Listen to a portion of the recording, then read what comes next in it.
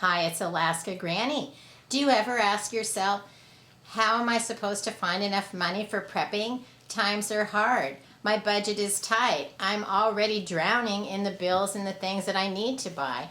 There are always ways that you can pinch a few pennies, you can scrape a little bit together, because guess what? If you think times are challenging now, what if food costs more in the future?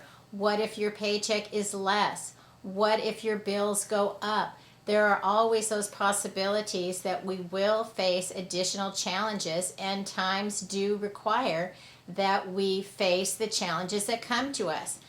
Rather than look at the hardships of finding the money for prepping, look on it from a positive point of view as a challenge. What can I find for as little money as possible that can really help me? Because when you look at it from a point of view of scarcity, that there isn't enough, I won't be able to do it, you put a negative spin into your mind, into your outlook, and it can really harm you when you need to face the struggles that are real. It can really give you a negative outlook on your day-to-day life. So don't tell yourself in a negative way that you can't do it, it's impossible. Tell yourself, man, this is a challenge, and I faced challenges and hardships before. I can do this, and it's important that I do. So let's look first at groceries. Stop. Teddy. No, you be a good boy. Stop.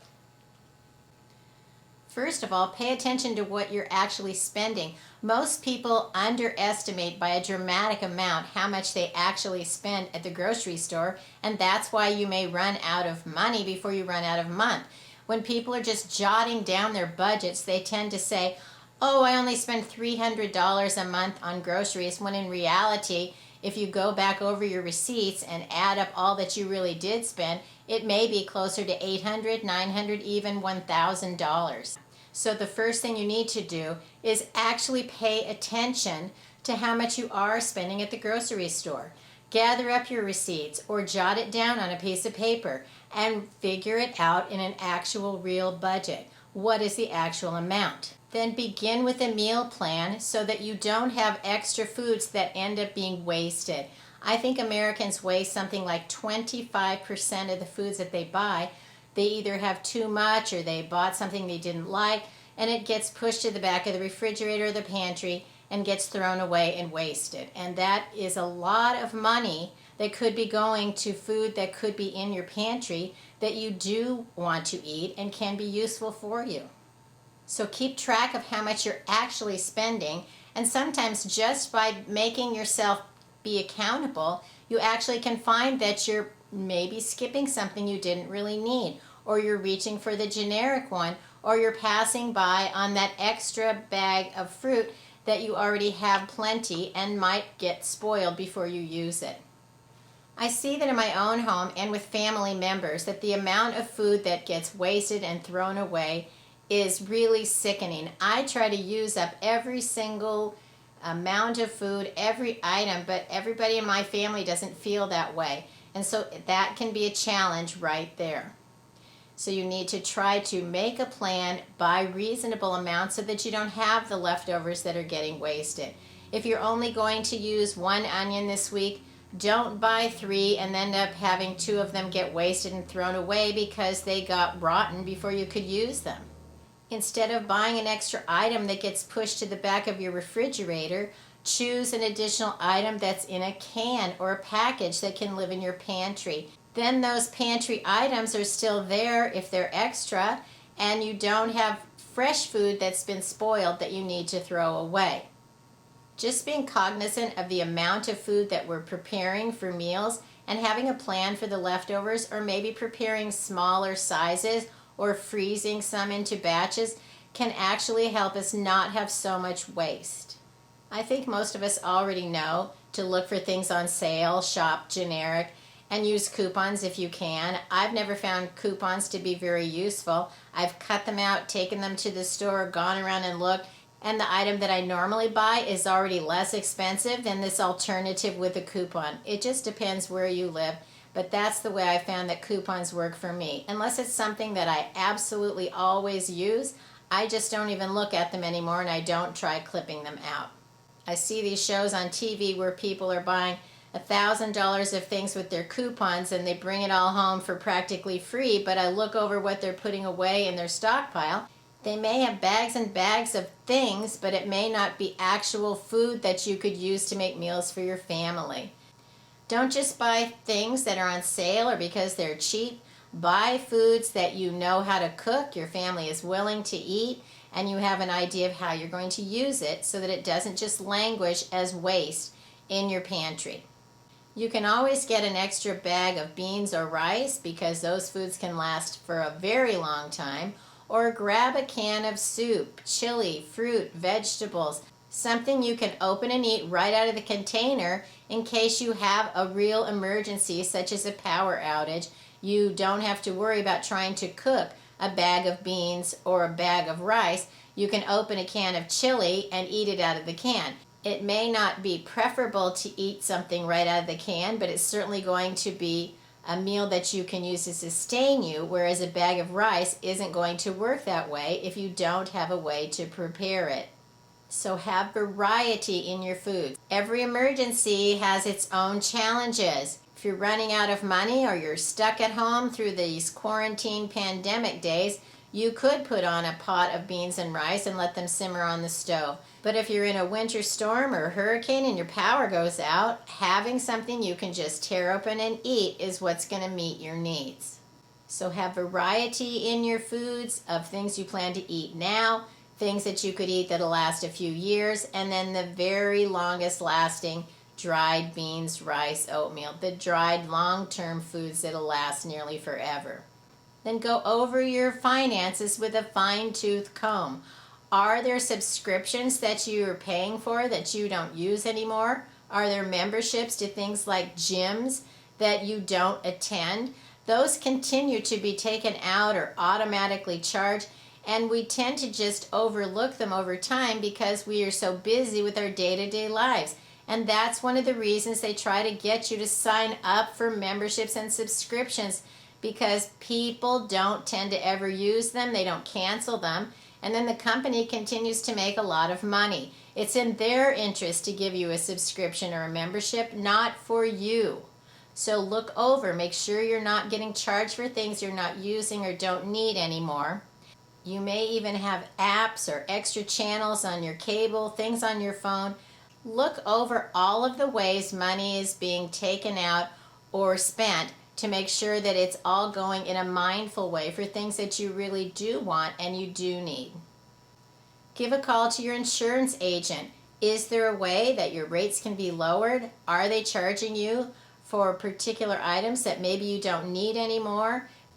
There might be ways your insurance company can help you adjust your rates so that it more fits in with your budget. It's the same thing with, say, your cell phone or your cable company. Sometimes if you call them and say, why is this so much? I really can't afford it. And they'll say, oh, we've got a special going on right now. That's happened to me a few times and I was able to save quite a bit of money. And the only way you're going to get that is if you ask. Just remember, getting a discount on something that you didn't really need or intend to buy is not saving money because you're still putting out the other amount that meets up to the discount. If it is something that you need and not just want, ask for discounts when you go places. Sometimes they give student discounts, senior citizen discounts, and there are all kinds of crazy ways you might be able to find something. If you work for the government, ask for a government discount, ask for a military discount.